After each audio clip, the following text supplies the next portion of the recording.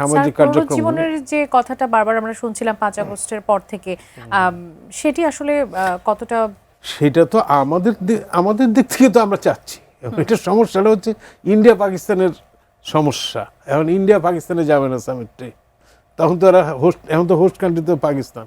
কিন্তু ইন্ডিয়া যদি পাকিস্তান সারেন্ডার তো করবে না যে আমরা এবার করবো না, ঠিক আছে ইন্ডিয়ার এনে অন্য দেশে হোক, সেটা করছে না, করা পর্যন্ত সেখানে হইতে হবে। তো আমি মনে করি যে এই জিনিসগুলি আমাদের এই লিডারদের মধ্যে ম্যাচুরিটির অভাব, যে নিজেদের এই যে পলিটিক্যাল এগুলি, সেটা কিন্তু সার্বিকভাবে জনগণকে ক্ষতিগ্রস্ত করছে।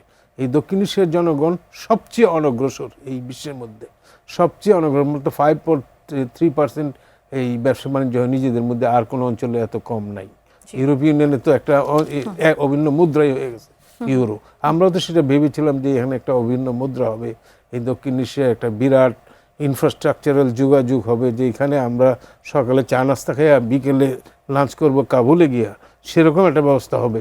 সেই কানেক্টিভিটি তো নাই, কারণ পারস্পরিক অবিশ্বাস, আস্থাহীনতা, যোগাযোগ নেই। তো আমি মনে করি যে এই যে কালচারাল আইডেন্টিটিটা কিন্তু একই রকম, সাউথ এশিয়ার সব কালচারগুলি প্রায় কাছাকাছি। আমি মনে করি এই সফট ডিপ্লোমেসিটা একটু জোরদার করা উচিত, বাংলাদেশেও করা উচিত। কারণ অনেক দেশে, যেমন ইন্ডিয়া এখন ইদানিং একটু জোরদার করেছে, যেমন এই যে ইয়োগা করছে তারা, এটা কিন্তু সারা বিশ্বে এটা এখন, আমাদেরও তো অনেক কালচার আছে যেগুলি জোরদার করা উচিত।